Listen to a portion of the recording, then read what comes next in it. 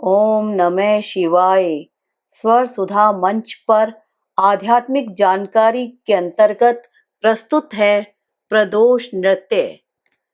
एक बार की बात है, नटराज भगवान शिव के तांडव नृत्य में सम्मिलित होने के लिए समस्त देवगण रजतगिरी कैलाश पर उपस्थित हुए। जगजननी आद्या माँ श्री गौरी जी वहां दिव्य रत्न सिंहासन पर आसीन होकर अपनी अध्यक्षता में तांडव का आयोजन कराने के लिए उपस्थित थी। देव ऋषि नारद जी भी उस नृत्य कार्यक्रम में सम्मिलित होने के लिए लोकों का परिभ्रमण करते हुए वहां आ पहुंचे।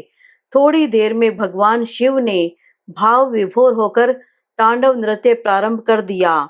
समस्त देवतागण और देवियां भी उस नृत्य में सहयोगी बनकर विभिन्न प्रकार के वाद्य बजाने लगे।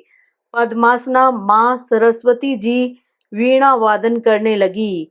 विष्णु भगवान मृदंग बजाने लगे। देवराज इंद्र वंशी बजाने लगे।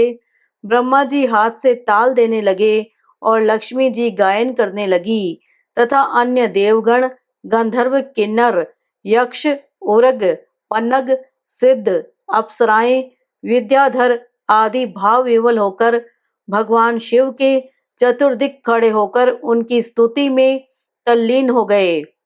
भगवान शिव ने उस प्रदोष काल में उन समस्त दिव्य विभूतियों के समक्ष अत्यंत अद्भुत लोक विस्मयकारी तांडव नृत्य का प्रदर्शन किया। उनके अंग संचालन कौशल, मुद्रा लाघव, चरण कटी भुजा, ग्रीवा के उन्मत्त किंतु सुनिश्चित विलोल हिलोल के प्रभाव से सभी के मन और नेत्र दोनों एकदम अचंचल हो उठे। सभी ने भूत भावन भगवान शंकर जी के उस नृत्य की भूरी भूरी सराहना की।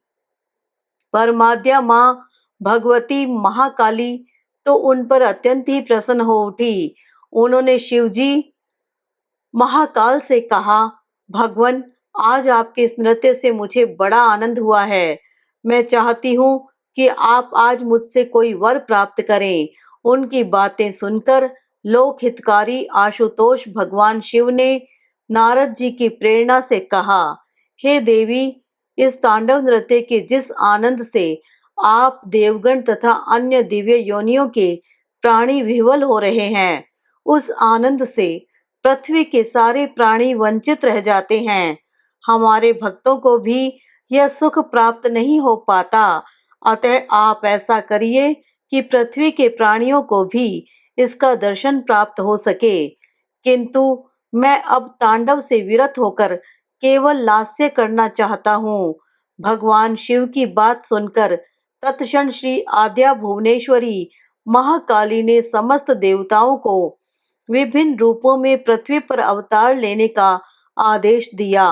स्वयं वह भगवान श्याम सुंदर श्री कृष्ण का अवतार लेकर वृंदावन धाम में पधारी। भगवान श्री शिव जी महाकाल ने व्रज में श्री राधा के रूप में अवतार ग्रहण किया। यहाँ इन दोनों ने मिलकर देव दुर्लभ अलौकिक रास नृत्य का आयोजन किया। भगवान शिव की नटराज उपाधि यहाँ भगवान श्री कृष्ण को प्राप्त हुई। पृथ्वी के चराचर प्राणी इस रास के अवलोकन से आनंद विभोर हो उठे। भगवान शिव की इच्छा पूरी हुई। बोलो नटराज भगवान की जय।